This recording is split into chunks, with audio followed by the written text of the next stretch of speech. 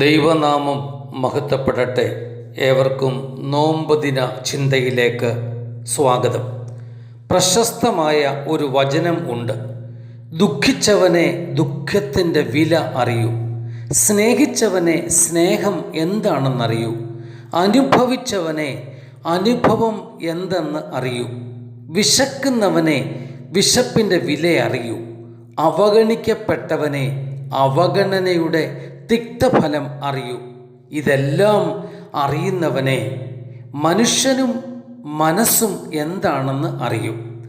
അവഗണനയുടെയും അപഹാസത്തിൻ്റെയും തീച്ചൂളയിൽ എറിയപ്പെട്ട ഒരു വനിത തൻ്റെ മകളുടെ സൗഖ്യത്തിനായി നസ്രേത്തുകാരനായ ക്രിസ്തുവിൻ്റെ പിന്നാലെ കൂടിയ ഹൃദയഭേദകമായ സംഭവം വിശുദ്ധ മത്തായിയുടെ സുവിശേഷം 15-ാം അധ്യായം 21-ാം വാക്യം മുതൽ നമുക്ക് കാണാം.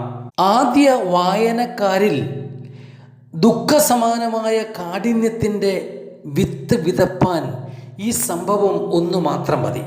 തൻ്റെ പ്രിയപ്പെട്ട മകളിൽ കടന്നുകൂടിയ ദുരാത്മാവിൻ്റെ പ്രഹരം ഒഴിവാക്കാൻ ഈ നാട്ടിൽ ആ നസ്രേത്തുകാരനല്ലാതെ മറ്റാരും ഇല്ല എന്ന ഉൾചിന്ത അന്യജാതിക്കാരിയായ ആ കനാന്യ സ്ത്രീയിൽ ശക്തമായി.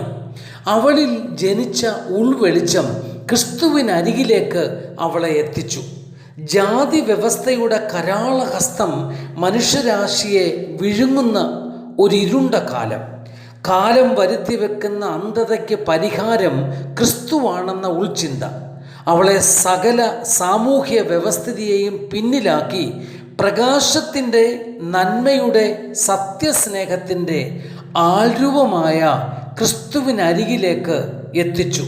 അവൻ യഥാർത്ഥ ഗുരുനാഥനാണ്, യഥാർത്ഥ സത്യദൈവമാണെന്ന് അവൾ എന്നേ അറിഞ്ഞു കഴിഞ്ഞു. തുടരെയുള്ള അഭ്യർത്ഥന അതേ വേഗത്തിൽ നിരസിച്ചപ്പോൾ അവൾ തെല്ലും പിൻവാങ്ങിയില്ല.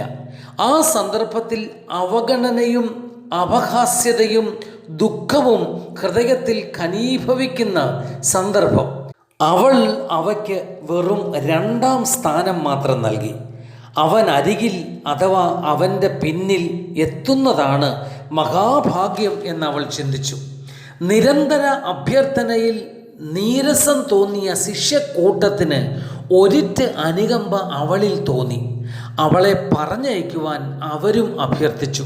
ക്രിസ്തുനാഥൻ ഇഹലോക ജീവിതകാലത്ത് നൽകിയ ഏറ്റവും ശ്രേഷ്ഠമായ സാക്ഷ്യം കനാനായക്കാരത്തി സ്ത്രീക്കാണെന്ന് വേദ പണ്ഡിതർ ഒരുപോലെ പറയുന്നു. ഇസ്രായേൽ ഇത്ര വലിയ വിശ്വാസം കണ്ടിട്ടില്ല എന്ന് ക്രിസ്തു പറഞ്ഞെങ്കിലും നിന്റെ വിശ്വാസമാണ് ഏറ്റവും വലിയ വിശ്വാസം എന്ന് ക്രിസ്തു അവളുടെ മുഖത്ത് നോക്കി പറഞ്ഞു. നിരന്തരമായ പ്രാർത്ഥന വ്യവസ്ഥകളുടെ അതിർവരമ്പുകൾ വിച്ഛേദിച്ച് അനുഗ്രഹത്തിൻ്റെ കലവറയിലേക്ക് പ്രവേശിക്കുന്നതാണ് സത്യമായ പ്രാർത്ഥനയും ആഴമായ വിശ്വാസവും എന്ന് കനാനായ സ്ത്രീ നമ്മെ പഠിപ്പിക്കുന്നു. ഉത്തരം നിശ്ചയമായും ലഭിക്കും എന്ന ഉറപ്പോടായിരിക്കട്ടെ നമ്മുടെ പ്രാർത്ഥന, നമ്മുടെ നോമ്പ്, നമ്മുടെ നമസ്കാരങ്ങൾ. സത്യത്തിൽ അവ ആത്മസാക്ഷാത്കാരത്തിലേക്ക് നമ്മെ വഴി നടത്തും. അതിന് പരിശുദ്ധാത്മാവ് നമ്മെ സഹായിക്കട്ടെ. ശുഭദിനം. നന്ദി.